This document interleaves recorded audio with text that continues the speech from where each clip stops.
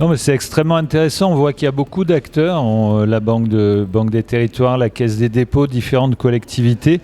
C'est vrai que notre pays souffre un peu d'un manque de financement, notamment de fonds propres ou de capital risque vers les entreprises. Donc il serait vraiment intéressant que l'État, que l'Union européenne regarde un petit peu leurs règles, parce que nous sommes face à une concurrence en la matière extrêmement violente. Je pense aux Américains, ce qui peut s'organiser autour du spatial ou du numérique. Et c'est vrai que nous sommes un petit peu à la peine. Mais c'était extrêmement intéressant. On voit qu'il y a beaucoup de choses concrètes qui s'organisent sur notre territoire, qu'il y a un écosystème qui est en place, qu'on arrive à accueillir les entreprises. Il n'y a pas de grandes difficultés. Au contraire, on est plutôt obligé de choisir parce que sur un terrain industriel, on a 12 demandes aujourd'hui.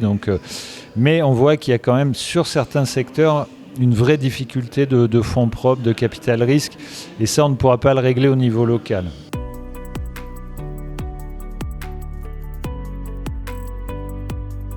Nous, on intervient sur nos compétences de base qui sont l'aménagement de l'espace, du foncier, de l'immobilier d'entreprise, de la mobilité, de l'accueil d'entreprise, bref, sur les sujets qu'on connaît déjà. Sans doute que la réflexion change un peu aujourd'hui. Autrefois, on était sur devenir attractif.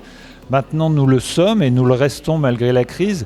La question maintenant, c'est comment mieux accueillir les entreprises, l'encadrement des entreprises, mais aussi, je pense, aux chercheurs, aux étudiants étrangers qui font partie de l'écosystème.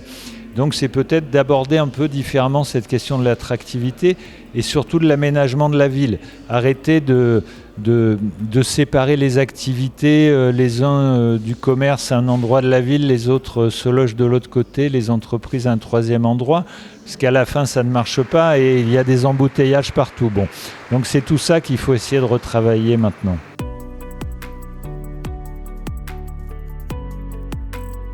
Ben oui, ForSpace, c'est une belle initiative avec Ariane Group, avec Thales, avec Safran, notamment Dassault, pour être un lieu d'innovation, de réflexion autour de l'espace de demain, et avec des applications à la fois des réflexions, y compris juridiques. Il y a un espace qui travaille sur le droit de l'espace, parce que les Américains, comme souvent, considèrent que leur droit vaut pour le monde entier, surtout quand c'est dans l'espace, mais aussi des applications technologiques. On travaille sur une capsule de rentrée atmosphérique qui va être lancée sur Ariane 6, par exemple, mais aussi sur le travail de réparation des satellites ou d'entretien des satellites en orbite basse. Voilà, des choses très concrètes, et on espère que ça permettra de travailler différemment et de développer de nouvelles activités, donc de nouvelles entreprises aussi à l'échelle du territoire.